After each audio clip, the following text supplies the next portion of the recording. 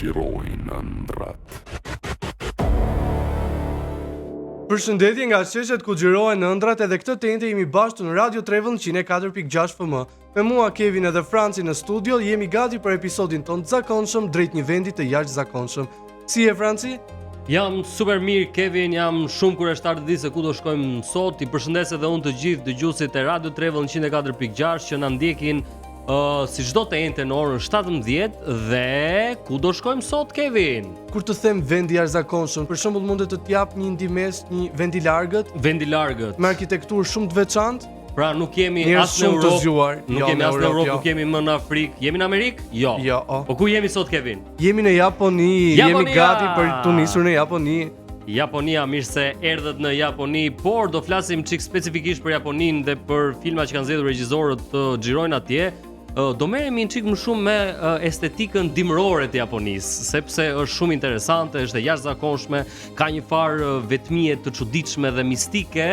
Kështu që në fakt si problem sociale dhe në gjeneratën e sotme, po Japonia e sjell të nëpërmjet kinematografisë që e transmeton atë shumë bukur edhe në një mënyrë shumë artistike. Ajo që po më mungon mua sot, po besoj do t'i vinte radha, ishte ajo hyrja jote artistike që është bërë një rubrikë më vete në emisionin tonë. Patjetër që po, dhe jam gati të shpërthej talendin tim me këtë monolog tani për Japoninë. Sot do të shkojmë atje ku bora bie në heshtje mbi çati druri, ku dritat e qytetit reflektohen mbi akull dhe ku dimri nuk është thjesht një stin, është estetik. Një vend ku kontrasti mes traditës dhe teknologjisë bëhet edhe më i dukshëm në dritën e ftohtë të janarit, ku çdo film i xhiruar në dimër duket si një poezi vizuale. Japonia nuk është vetëm destinacion, është atmosferë. Asa e bukur ishte kjo. Edhe siç e do tradita, tani do dëgjojmë një këngë për të kthyer pasaj dhe për të folur për regjisorët e mëdhenj që zgjodhen Japoninë. Jemi me muzikë, kthehemi pas pak. 104.6 Radio Travel, jemi me mua Francin edhe Kevin në sheshet ku xhirohen ëndrat. Kevin, cili është regjisori i parë i cili ka zgjedhur Japoninë për të xhiruar filmin e tij?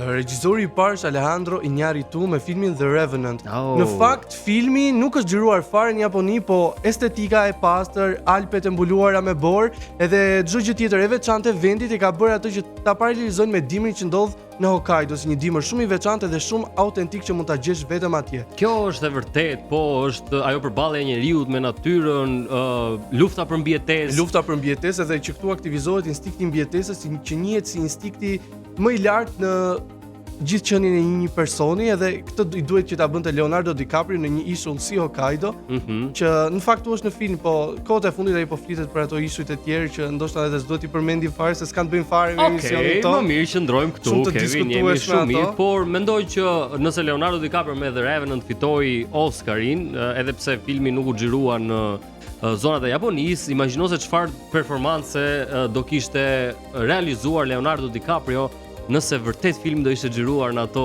Alpet e bukura të Japonisë me atë të borën e madhe dhe kështu me radhë. Pra do kishte marrë një hov shumë të madh karrierë. Hov shumë të madh dhe ndoshta mund të ishte kthyer edhe më në sensacion. Unë e mendon po. E mendoj, për shembull, atmosfera e Japonisë, sidomos e Hokkaidos, mund të ofrojë një gjë tjetër nga ajo e Amerikës, sepse është shumë e veçantë kur vjen puna për këto lloj terrenesh. Po gjëra të tjera që nëse shkoni në Hokkaido edhe shkoni ta vizitoni atje, mundet gjeni një pyetje të dendura me borë që janë në lartësi shumë të mëdha edhe në sipërfaqe shumë të mëdha që duken gati të virë gjëra për gjithë njerëzit që shkojnë aty edhe t'i shohin. Më pas keni dimrin në Hokkaido është i pastër dhe plotësisht brutal, po njëkohësisht edhe një hapësirë shumë e madhe meditative ku ti mund të reflektohesh edhe mendosh për gjithë vendimet që ke marrë në jetë. Kjo është e vërtet, në fakt mund të bëhesh pjesë e praktikave spirituale që ku më mirë se sa në kulturën japoneze gjejnë vendin e vet. Është si më thon kultura e zenit, ti besoje një si praktikë shpirtërore. Një nga gjërat më interesante për tu përjetuar në fakt në Japoni. Okej, ne vazhdojmë me kush është stacioni i radhës, Franci? Ku do ndalojmë, cili është regjisori i radhës? Në fakt është një vajzë, është Sofia Coppola, si rrallë herë, por tani do flasim për Lost in Translation, që në fakt është një nga filmat e mi të preferuar kur e mendoj. Edhe para pak ditësh ne kemi përmendur tek emisioni jon i mëngjesit Zgjohu po deshe, kur kishim një nga temat që po diskutonim atë me të ftuarit tan, sepse në fakt Lost in Translation me Scarlett Johansson dhe Bill Murray është një film që flet për vetminë në mes të turmës. Dhe Sofia Coppola ka zgjedhur sigurisht që Tokion por e ka zgjedhur në dimër sepse vetmia Çka ka të veçantë në dimër në Tokyo? E përkthyer në gjuhë kinematografike dhe vizuale, dimri në Tokyo bëhet ose duket më i ashpër, duket më si thua, njerëzit ndjehen më të izoluar, më të vetmuar se sa janë në të vërtetë. Pra paralelisht me historinë e dy personazheve tan, asaj vajzës e cila kishte shkuar me bashkëshortin e vet atje, dhe personazhi që luan Bill, sepse s'më kujtohet emri tani, i cili ka problematikat e veta në familjen që ka lënë mbrapa. Paralelisht ne zbulojmë edhe Tokyo në dimër, qiellin e ktjellët, ajrin e freskët, ato dritat me neon që duken shumë më të forta në temperaturat e ulta. T'jep idenë e një izolimi elegant. Ky është termi që unë do përdor tani. Pra, izolim elegant? Izolim elegant. Paralelisht me botën shpirtërore të personazheve dhe të protagonistëve, kemi dhe paralelizmin me natyrën, me këtë brutalitetin dhe vetmin që të krijon edhe dimri si një stin që është në fakt e tillë, e ftohtë, po. Dhe dimri në fakt në këtë film e zhvesh Tokyo nga lagështia e verës dhe e bën më të qartë, më minimalisht dhe më emocional. Dhe Kevin, në këtë film, pra Lost in Translation, qyteti nuk është thjesht sfond, është një ndjenjë. Dhe kjo është e vërtetë. Një ndjenjë që përcaktohet me vetmin. Po, me vetmin, me personazhe që janë të vetmuar, me jetën urbane, sepse flasim për Tokyo urbane. Në fakt jeta e shpejtë e sjell edhe vetmin. Mendoj që vetmia është në tërësi një ndjenjë që duhet ta përjetosh edhe të kalosh një fazë vetmie. Mendoj unë. Kjo është e vërtetë, por do doja në fakt që ta provoja një herë në Tokyo se si do ishte vetmia. A do t'tingëllonte vërtet vetmi? A do ishte vërtet vetmi? A do ishe ti vërtet i humbur mes njerëzve apo do gjeja të paqen që të ka munguar tek vendi jot? Në fillim nuk do ndiheshe vetëm sepse do kishe shumë për të eksploruar në një qytet të ri, po pas ca kohësh nëse do jetoje atje ndoshta për 2 apo 3 vite do filloje ta ndjeje atë vetmin edhe quheshe si i zonës sepse do t'i njihje edhe gjithë gjërat që të rrethojnë. Sa të rroj do mësoj njeriu. Njerëz, ne jemi në 104.6 Radio Travel me mua Franci dhe Kevin në sheshet ku xhirohen ëndrat. Kthehemi pas pak, kemi muzikë. Jemi në Radio Travel 104.6 FM këtu me sheshet ku xhirohen ëndrat dhe tani po flasim për kinastët e mëdhenj që zgjodhen në Japoninë. I radhë është Eduard Zvik me filmin The Last Samurai, ku flet dhe tregon për përplasjen midis Japonisë tradicionale dhe modernizimit të shpejtë të shekullit të 19. Është një histori nderi, Kodi Samurai.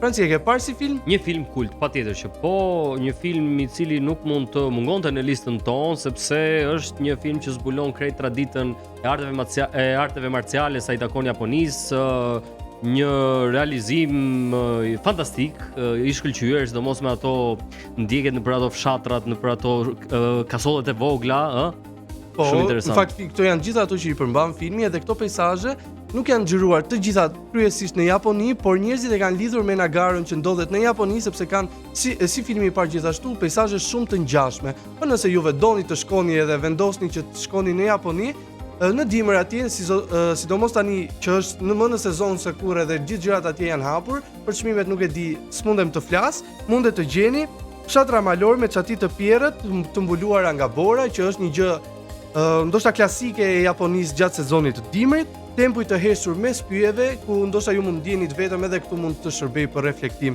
për vendimet që ju keni marrë, male që krijojnë ndjesinë e izolimit ceremonial.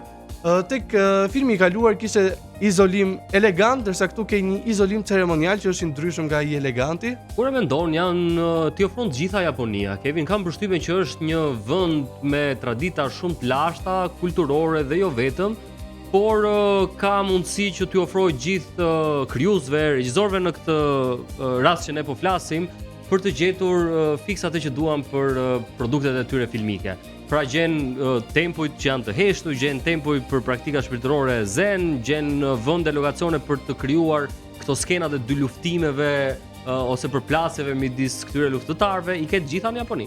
Edhe në atë aspektin shpirtëror, pra në nivel shpirtëror mund gjeni shumë vende ku mund të praktikoni gjitha besimet tuaja. Kjo është e vërtet. Kjo është e vërtet. Mirë, nuk mund të mungonte në listën tonë edhe Quentin Tarantino, Kill Bill. Mos më thuaj që është Kill Bill. Po patjetër që është Kill Bill edhe sigurisht të gjithë ata që ja njohin filmografinë Quentin Tarantinos e kanë shumë të njohur atë skenën e dy luftimit në fund të filmit tek ai parku i bukur, elegant, me borë që mbulon bardhësia. Patjetër, minimalizëm, bardhësi, heshtje.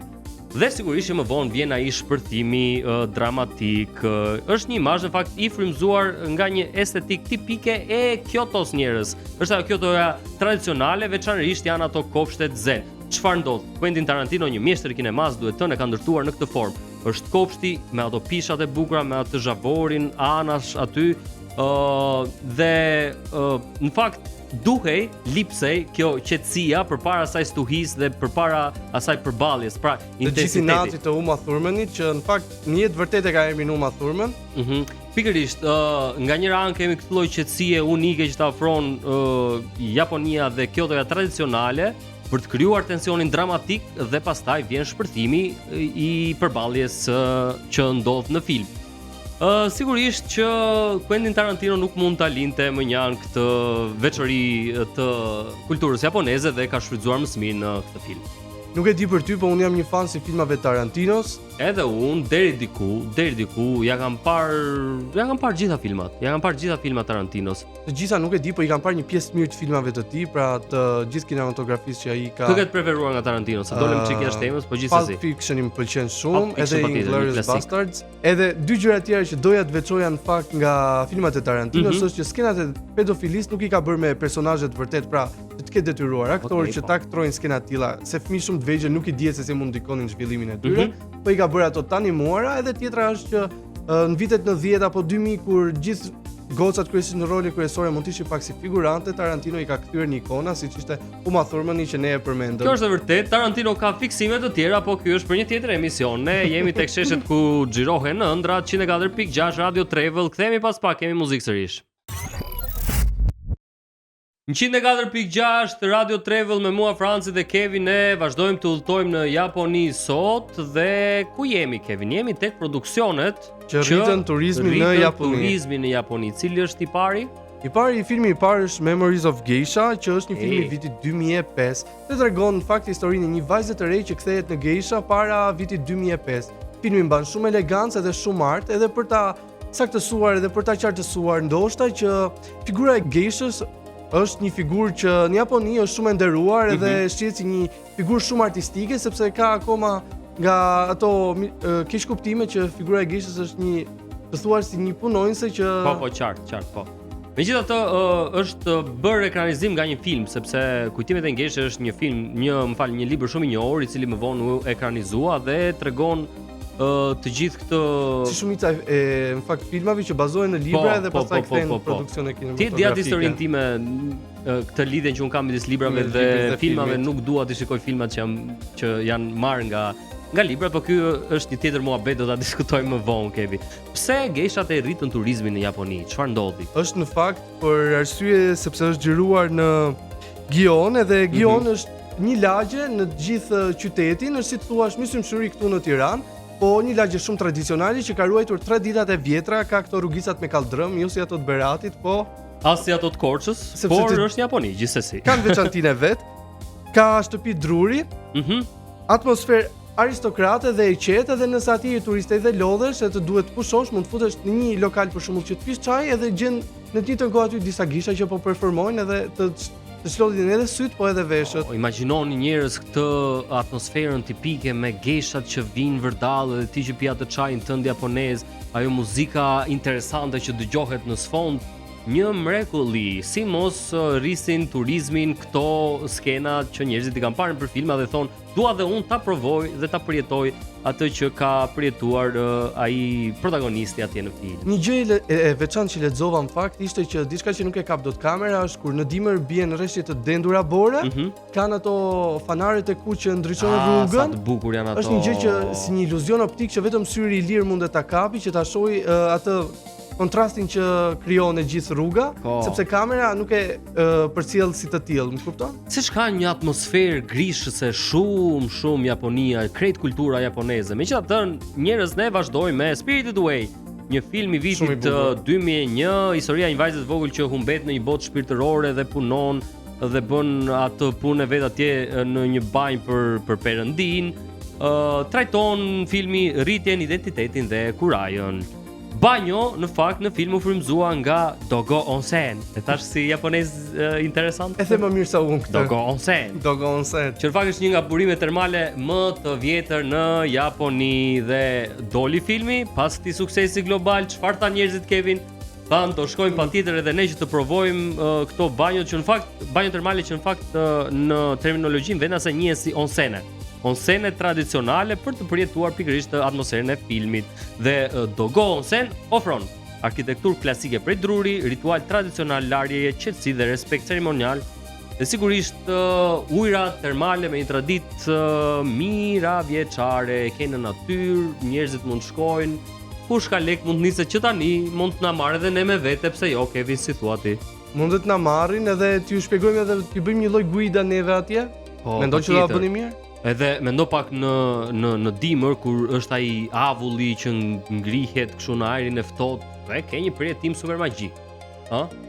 E besoj shumë të, tani gjithmonë më fut në gjendje me përjetime edhe të njëjtën gjë bëre edhe tani, sa dua t'i ke atje më një herë. Po kjo për shembull e jona do të ishte një guid jo profesionale, një guid amatore, po për një guid profesionale edhe nëse doni që të realizoni një udhtim në Japoni, mund të drejtoheni në Vastur.al dhe të flisni me një nga agjentët për të ato biletat tuaja dhe të niseni direkt për mos ta shqetësuar kokën fare se ku duhet të akomodohemi, çfarë duhet të bëjmë atje. Mendoj vasi për të gjitha. Për të gjitha ja u personalizon turet.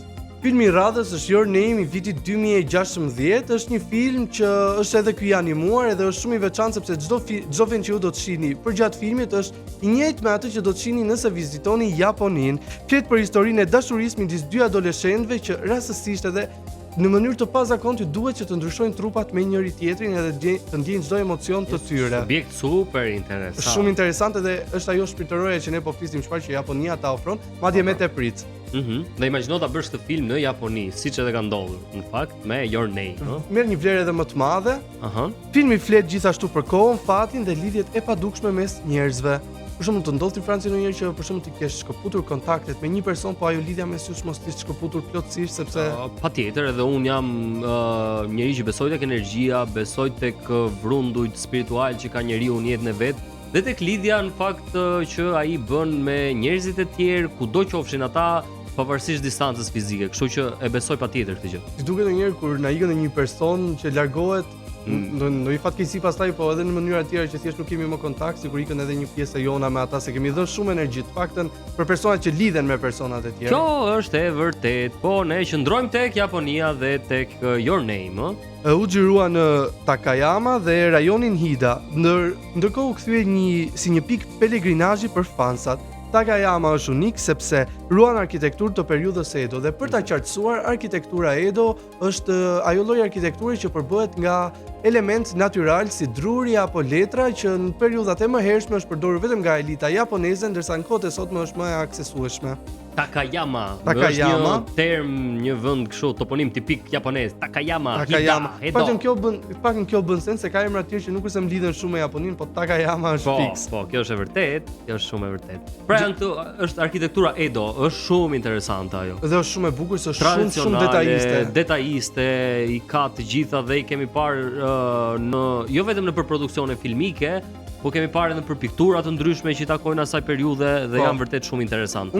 Është interesante kjo se unë kur kam qenë në Amsterdam atë kishin ndërtuar një ndërtesë që ishte restorant sushi në këtë lloj arkitekture dhe e kishin bërë njësoj si tisha atje, e kam dhe me foto këto, do ta tregoj pastaj, po siç do përgjithsisht në të gjitha vendet në botë që marrin, pra shkojnë njerëzit që janë nga vendi përkatës edhe hapin bizneset e tyre, por ruajnë komplet këtë linjën tradicionale që kanë marrë nga vendet e tyre. Okej, Takayama, Hida, ne jemi në Japoni njerëz në 104.6 Radio Travel me mua Francin dhe Kevin, sheshet ku xhirohen ëndrat. Kemi këngë dhe do vim pastaj me një super film që ka shënjuar fëmirin ton. Muzik. Jemi në Radio Travel 104.6 FM këtu në sheshet ku xhirohen ëndrat. Me mua Kevin edhe Franci, tani do të flasim për një film që siç e tha Franci ka shënjuar fëmirin ton. Unë edhe si një brez më i hershëm, gjithsesi e kam ndjerë dhe e kam parë si film. Ti sigurisht që ke parë edhe tek seritë më passhme të sagës Fast and Furious, por po flasim për Tokyo Drift që në fakt Në vitet kur ka dalë në 2006 unë kam qenë në 9 vjeçare Kevin dhe ishim Unë kam qenë vetëm 2 vjeç. Po, ishim në kulmin e kuriozitetit ton për të njohur, për të ditur dhe sigurisht Fast and Furious Tokyo Drift me garat me makina, me atë Tokion urbane dhe garat ilegale na ka bërë të ndërrojmë edhe ne. Është në fakt një histori adrenaline e madhe sepse solli në qendër kulturën urbane siç e tham të Tokios. Shibuya dhe Shinyaku, që janë ato lagjet tipike japoneze, u kthyen në simbole globale të jetës natës, kryqëzimi më i famshëm në botë, ato dritat me neon, ato reklamat e mëdha që duket vetja në sikur jenë në një qendër metropolitane që në fakt është e tillë Tokyo, po.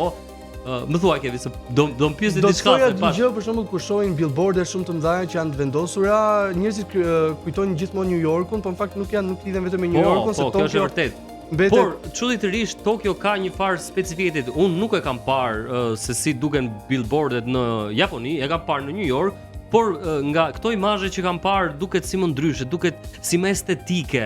Pra këto qendrat urbane duken më estetike, duken më të përmbledhura, duken ai vrulli i jetës sikur është më i natyrshëm, është më elegant se sa si është në New York, që është nuk e di komerciale pak më shumë, gjithsesi mbetet një gjë shumë e bukur për të parë nga syri i njeriu. Por Fast and Furious në kohën kur ka dalë jep gjithatë vrullin e jetës urbane të Tokios, rinin, energjinë e papërmbajtshme, garat ilegale me makina që na frymëzuan edhe ne për vite dhe vite me radhë dhe nuk ju ndam pastaj gjitha serive që bëri Fast and Furious. Përveç Tokios që është shumë i bukur estetikisht, janë edhe personazhet kryesorë që luajnë film që janë me vërtet shumë të bukur edhe krijojnë një atmosferë harmonike edhe me qytetin. Po për shembull e di atë line-in kryesor, si mund ta them line në shqip? Linjë ose rreshtin, po shprehjen kryesore, po. What's up Suki? What's up Bill? Shumë e bukur. Ne duhet ta kishim tani kështu paf, po gjithsesi e thash unë edhe Kevi. I radhës është The Wolverine, një film i vitit 2013. Trajton përballjen e një superheroi me kodin japonez të nderit që ka një vlerë shumë të lartë në Japoni edhe po se kalove kodin nderit patjetër. Si poshtëruar. Vjen nga traditat e lashta japoneze të arteve të luftës, kështu që ti nëse nuk e respekton atë nuk je një luftëtar i denjë dhe për këtë gjë janë bërë shumë filma. Shumë filma, por ne qëndrojmë te ky që po thot Kevin. Është në fakt i veçantë sepse është xhiruar në Hiroshima dhe e ka prezantuar qytetin në një audiencë globale duke e kthyer më vonë Hiroshima në një simbol paqe, është për shkak edhe të historisë, por edhe kinematografia ka pasur një ndikim shumë të madh, sepse shërben shumë kinematografia si një lloj politike më vete. Në fakt po, këtë kemi thënë këto puntata të shesheve ku xhirohen ëndrat, Kevi, që janë edhe politikat e shteteve përkatëse që e rrisin turizmin pikërisht duke tërhequr në fillim produksione të tilla, të cilat dinë se si ta shesin atë produkt dhe pastaj kemi një boom turistash që vinë sepse duan të përjetojnë të njëjtat emocione që kanë përjetuar kur kanë parë atë filmin. Pra Kevin dhe Franci shikojnë një film dhe thonë unë dua të shkoj patjetër te ky vendi sepse më ka goditur shumë. Këtë kanë bërë edhe njerëzit. Nëse shkoni edhe e vizitoni Hiroshima, nuk duhet të lëni pa vizituar atje parkun memorial të paqes, që ka edhe vetë emrin e qytetit, është kupola Genbaku dhe Muzeu i Paqes, çdo gjë me paqe, pra atje reflektoni edhe nuk lejohen këto dramat e tepërta. Patjetër, edhe të panevojshme ndonjëherë. Është vendi i qetësisë zen, pra është vendi i qetësisë shpirtërore, kështu që nëse ta ofrojnë mjediset e ndryshme në Japoni, kush do të ta ofrojë Kevin? Kështu që Okej, jemi me sheshin e ditës? Jemi me sheshin e ditës dhe kam kënaqësinë që t'ju çoj në Odaiba, në Tokyo. Sa bukur e thua, sikur të ke studiuar japonisht. Mo është çështje. Jo, mbase nga që unë profesionin tim bëj shumë kështu të fol me dialekte, edhe kam të mirë të raportin me tingëllimën se si duket fjala, mbase prandaj. Odaiba në Tokyo, në fakt është një ishull artificial në gjirin e Tokios. Dhe është simboli i Japonisë futuriste, sepse ne po flasim tani për Japoninë, për gjitha këto traditat e lashta dhe kështu me radhë, por duhet të thënë që Japonia mbahet edhe si një nga vendet i cili po zhvillon me ritme super të shpejta teknologjinë dhe është pararoje shumë shpikjeve që janë bërë sot në botë. Nuk e dia e ke parë atë që ekziston në rrjet si teori kështu që japonezët po jetojnë vitin 2050, ne jemi akoma në 2026. Edhe mund të ndodhë çfarë bën vaki, po duhet të shkojmë mirë në Japoni që edhe ne ta kuptojmë jetojnë vërtet ata në vitin 2050 apo jo. Megjithatë ne qëndrojmë në Odaiba në Tokyo, që kombinon në fakt një arkitekturë moderne, qendra inovative dhe shërbime panoramike. Dhe sa i takon dimrit, kësaj stinës që ne kemi vendosur theksin sot gjatë gjithë emisionit ton, Kevin, ajri është kristal dhe duhet të flasim pak për urën Rainbow Bridge që ndriçon mbi ujë atje dhe duket ai horizonti i qytetit i pastër dhe shumë dramatik. Imagjinoj që ti jesh atje edhe të shijosh një gotë çaj ose ku ta diun ti jesh në vetminë tënde meditative dhe të shijosh krejt pamjen që të ofrohet atje. Do jetë shumë interesante besoj.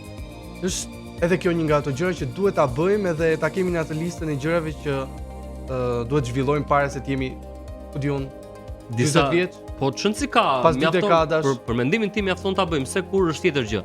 Mjafton që të kemi një përvojë të tillë, të vizitojmë Japoninë dhe të shohim këtë Odaiba, urën e bukur edhe të marrim edhe ndonjë njerëz me vete, se ndonjëherë nuk shijohet edhe vetëm. Jo, vetëm jo, sidomos në udhëtime aq larg këta që vetëm në avion sa duhet mërzitesh që po, e drejtë. Sapo ju bëjmë një super sugjerim në Japoni për sheshin e ditës, që kemi rubrikë të veçantë në emisionin ton. Ne njerëz do kthehemi pas pak sepse do jemi me sugjerimet e 3 vendeve që nuk duhet t'i lini pa vizituar. Muzikë, kthehemi pas pak. Jemi në Radio Travel 104.6, sheshe ku xhirohen ëndrat me mua Francin edhe Kevin dhe sot po ju çojmë në një super vend siç është Japonia. Dhe tani jemi tek momenti kur ne zbulojmë 3 vende që duhen vizituar patjetër në Japoni gjatë dimrit. Kevin? I pari është Hokkaido që njihet si mbretëria e borës. Ishulli verior është simbol i dimrit japonez. Arsyeja e di pse është Franci? Sepse bora atje bie me rreshti të dëndura, po që arrin deri në 10 metra, pra që praktikisht mbulojnë 2 katet e para të një ndërtese. Okej, po është një sasi shumë e lartë në fakt. Nëse si unë si një njerëz që vi nga një qytet ku bie borë, jo aq shumë tani sa shbinte dikur, mund ta kuptoj këtë ndjesinë që të krijon bora, por një borë kaq e madhe dhe ta imagjinosh edhe në ato si thua ndërtesa tradicionale në atë çatinë e Pierrët, sigurisht që të krijon një farë gjendje më të ndryshme shpirtërore. Japonezët janë mësuar dhe deri diku edhe I pëlqen se janë mësuar me atë lloj estetike që I duket shumë e bukur edhe nëse për shembull një vit do ndodhte që atje mos binte borë, do t'i bënte shumë çudi edhe. Po patjetër. Do thonë çfarë është kjo, ku është bora? Po ku e kanë problem ata mo Kevin? Ata po mos kanë borë, ata krijojnë borën. E krijojnë vërtet. Dhe e kanë bër patjetër, e kanë bër. Dhe kanë qenë ata të parë që kanë ndërtuar ose kanë skicuar dhe krijuar pastaj borën artificiale. Si e bëjnë më vëlla? Do ndonjë ditë do na nxjerrin diellin artificial, botën artificiale, njerëz artificial, gjithçka po shkon drejt kësaj gjës. Kot nuk thonë që jetoj në vitin 2050. Po Hokkaido është një vend që ka festivale gjatë gjithë vitit. Po nëse shkoni atje gjatë sezonit të dimrit do të shikoni shfaqjen e akullit në Sapporo. Liçene të ngrira dhe pyje të bardha, këto I shihni nëpër lëvizjet apo shitjet që do të bëni atje dhe mund të nga kuzhina mund të provoni ramenat që I kemi edhe këtu në Shqipëri dhe ndoshta janë nga ato ushqime që ne jemi mësuar të provojmë se për shembull kakalecat, edhe këto gjërat e tjera ne I ham, po në manga, gjarprin. Po, jo, këto jo, por kultura e kulinarisë japoneze sigurisht që kanë bërritur edhe tek ne me shumë restorante dhe me ushqime tradicionale të zonës që kanë japonezët, pavarësisht se ne nuk di mendej që të ham, ti mbajmë ato chopsticksat, ato po shkopinë dhe kështu me radhë. Shkopin të drurit. Shkopin të drurit, shkopin për të ngrënë nga ato që han japonezët. Okej, vazhdojmë ne me vendin e dytë. Vendi I dytë. Kyoto, sigurisht. Kyoto që është në fakt konsideruar si zemra tradicionale e Japonisë, sepse specifika e Kyotos njerëz është që ka shumë tempuj budist dhe faltore shinto. 1600 tempuj budist janë të lokalizuar atje në Kyoto dhe 400 faltore shinto. Imagjino nëse ju jeni shumë të dhënë pas praktikave shpirtërore dhe doni që të gjeni faltore të tilla ku mund të kryeni ritualet tuaja spirituale, zgjidhni sepse keni pafund njerëz, 1600. Sigurisht nuk janë në një vend, por janë të shpërndar. Dhe 400 I ka shinto, pra faltore shinto, zgjedhin njerëzit të shkojnë atje dhe duam t'ju themi gjithashtu që në dimër, nëse zgjidhni ta vizitoni në dimër, siç është në fakt edhe sugjerimi ynë, do keni më pak turistë njerëz, kështu që zgjidhni dimrin në krahasim me pranverën ose edhe me verën. atmosfera meditative tham që është në nivelet e saj më të larta, tempulli Kinkakuji, sa bukur e thash të po. Kjo më pëlqeu dhe mua. Është i mbuluar i gjithi me borë, pra ti shkon për të kryer thoritet e tua spirituale dhe shikon atë të borë, mjegullën. Është një atmosferë fantasmagorike, por shumë e bukur, Kevin. Unë do doja ta provoja.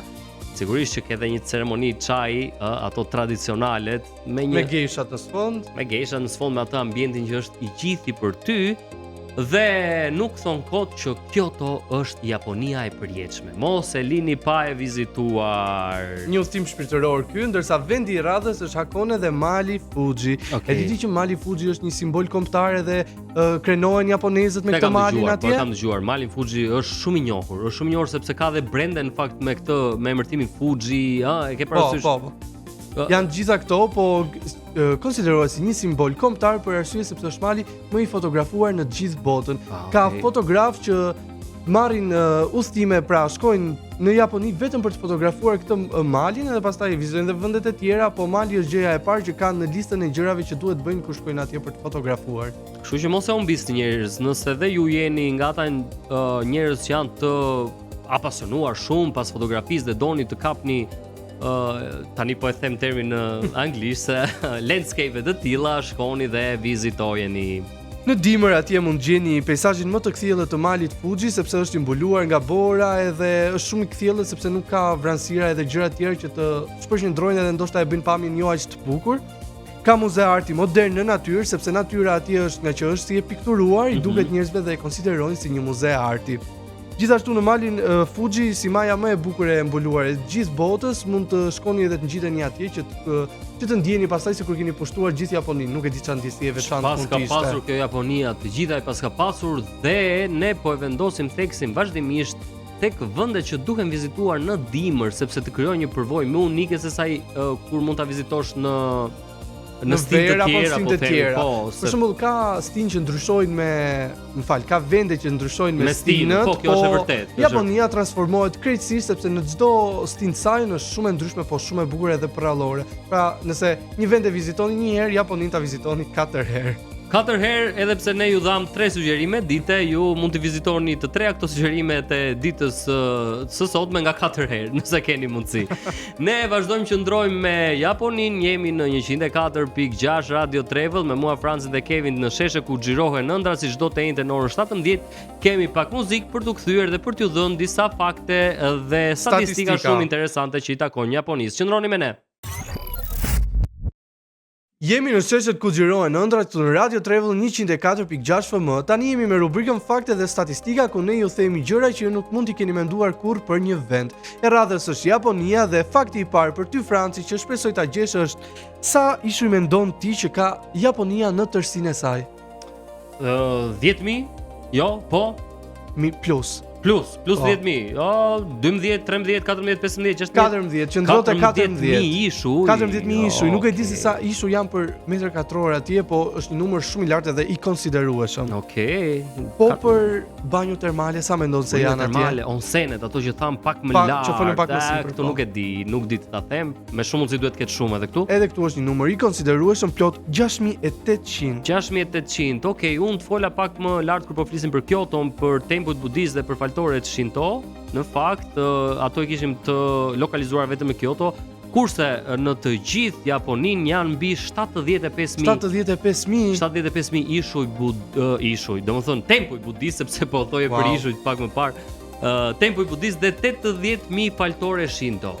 Janë shumë. Sigurisht janë shumë sepse Japonia ka lidhjen e vet me sa i takon praktikave religjioze dhe i kanë të ruajtura si tradita dhe mund të shkosh dhe të shikosh tempuj që janë ndërtuar vite përpara dhe të krijojnë atë ndjesinë sikur ti je kthyer pas në kohë. Tokyo nga ana tjetër ka mbi 37 milion banor në zonën metropolitane, vetëm atje Kevin, vetëm atje, imagjino sa ka në të gjithë zonat e tjera. Zonat e tjera, vetëm Tokyo me 37 milion është numër shumë i lartë dhe i konsiderueshëm. Okej. Po marr parasysh gjithë hapësirën e vendit është sepse është një vend shumë i madh Japonia. Po. Çfarë faktesh dhe statistikash tjera kemi? Kam përgatitur 2 tjera shumë interesante për ty. Jepi Kevin. Hokkaido merr disa nga rreshtet më të mëdha të borës në botë, është ajo që folëm me vendet më sipër që shkon deri në 10 metra rreshtet e borës. Ndërsa Japonia është një nga vendet më të sigurta për turistët. Patjetër. Kjo duhet theksuar sepse ka shumë njerëz të cilët kanë shumë të rëndësishme të dinë se si është niveli i sigurisë në vendet ku shkojnë, por Japonia mbahet si një nga vendet me sigurinë më të lartë në botë. Kështu që njerëz pa merak shkoni atje se nuk do gjeni ndonjë samuraj që t'ju hitet kështu përsipër. Madje do provoni vetë këto ndjesitë e samurajve tek të gjitha këto vendet ku unë dhe Kevi gjatë gjithë emisionit sotëm ju çuam. Okej, edhe me faktet e statistika erdhi fundi i episodit të sotëm. Dhe më lejo që të them disa fjali siç di vetëm ti unë dhe siç i them edhe në hapjet e emisionit. Njerëz, kjo ishte Japonia në dimër, vendi ku bora nuk fshin historinë, por e thekson atë, ku dritat e qytetit dhe heshtja e tempujve bashkëtojnë në harmoni, ku çdo hap mbi borë tingëllon si fillimi i një skene të re.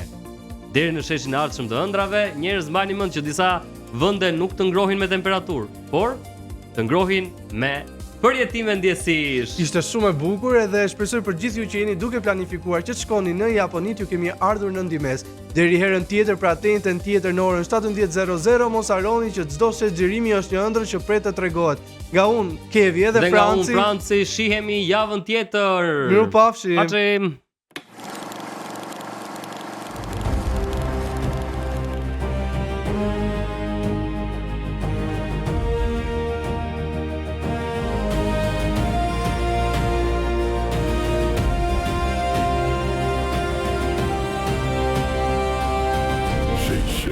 Shirojnë ëndrat.